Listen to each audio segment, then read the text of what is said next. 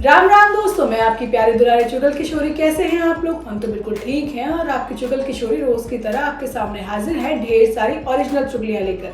अनुपमा में श्रुति के साथ बहुत बुरा होने वाला है और श्रुति को संभालते संभालते अनुज उसका हाथ हमेशा के लिए थामने वाला है। जबकि रिश्ता क्या कहलाता है में अबीरा दादीसा की नजरों में हीरोइन बन गई है, क्योंकि उसने भरी सभा में दादीसा की इज्जत जो बचा ली है। अब अबीरा दादीसा से अपनी एक इच्छा पूरी कराने वाली है।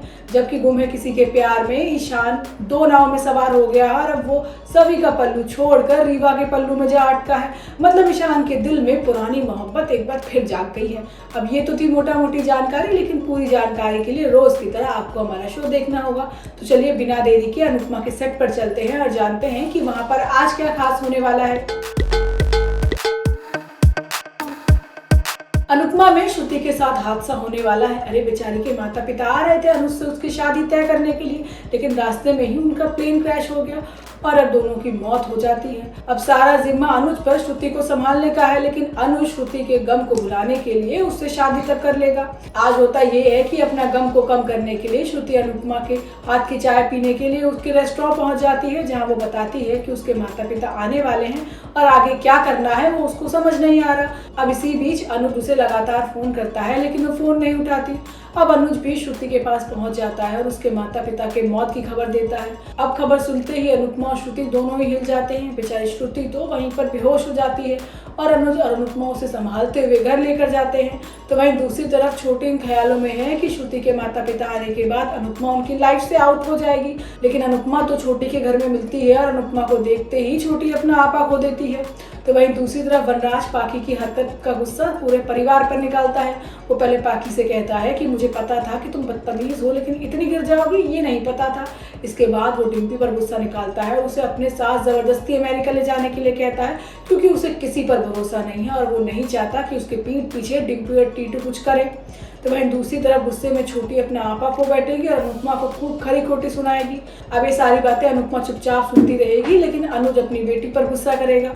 अनुज चिल्लाते हुए छोटी को अनुपमा से माफी मांगने के लिए कहेगा, लेकिन छोटी की तो नाक पर गुस्सा सवार है और वो गलती से भी उससे माफी नहीं मांगेगी।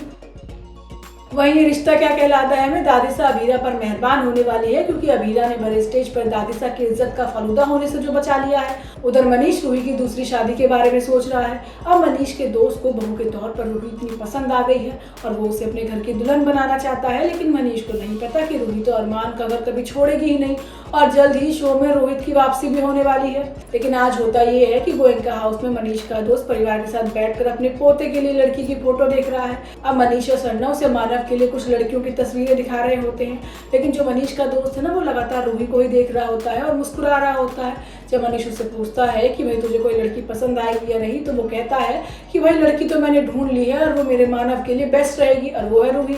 अब ये सुनकर मनीष चौंक जाता है। हालांकि मनीष चाहता है कि रूही अपनी जिंदगी में आगे बढ़े, लेकिन रूही की सुई तो आज भी अरमान पर अटकी है। तो वहीं दूसरी तरफ दादीसा और अबीरा एक कार्यक्रम में पहुंच गए हैं, जहां दादीसा ने अपनी स्क्रिप्ट खो दी है और उनकी तबीयत भी ठीक नहीं है। अब दादीसा अड़ जाती है कि भाई वो बिना पेपर के भाषण देगी, लेकिन पर्दे के पीछे से अबीरा उनकी मदद करती है और समाज के सामने दादीसा की नाक कटने से बच जाती है। अब अबीरा से खुश होकर दादीसा उसे पूछती है कि भाई तुमको क्या चाहिए। फिर अबीरा दादीसा को बताती है कि वो चाहती है कि वो चारू की इंटर्नशिप दोबारा शुरू करा दे। अब दादीसा भड़क जाती है, लेकिन विद्या भी अबीरा का साथ देती है और मजबूरन दादीसा को उनकी बात माननी पड़ती है। वहीं गुम है किसी के प्यार में लगता है कि चोट लगने की वजह से ना ईशान की याददाश्त चली गई है। कहाँ वो सभी सभी करने वाला ईशान अब रीवा पर मोहब्बत जो लुटा रहा है, उसके नाम का जाप भी कर रहा है। अब बेचारी सभी को सपोर्ट करने के लिए कोई नहीं बचा।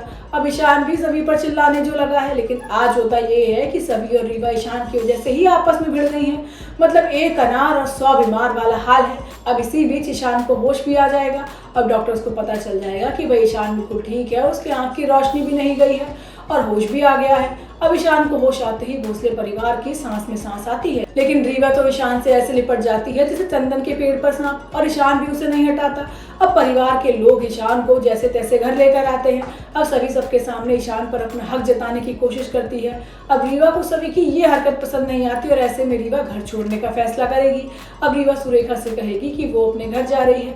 अब जैसे ही रीवा घर से बाहर जाएगी तो वैसे ही ईशान उसका हाथ थाम लेगा। अब ईशान दावा करेगा कि भाई रीवा ऐसे घर छोड़कर नहीं जा सकती। सकती। अब ईशान की ये हरकत सभी का भी दिल तोड़ देगी। रीवा बार बार इस बात का जिक्र करेगी कि भाई सभी की शादी तो ईशान से हो गई है, अब मेरा तो कोई रिश्ता रहा ही नहीं, अब मैं किस हक से इस घर में रहूं।